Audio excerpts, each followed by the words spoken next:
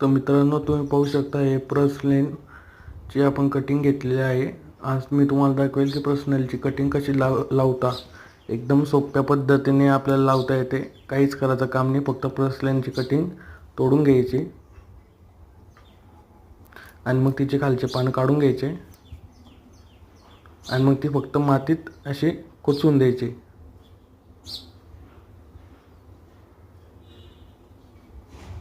मग तुम्हाला जर वाटलं तर तुम्ही काडीच्या साहाय्याने पण मातीत होल करून तुम्ही लावू शकता. आता मी तुम्हाला दाखवतो. मी आता काडी घेतलेली आहे. मी आता काडीने मातीत होल पाडतोय.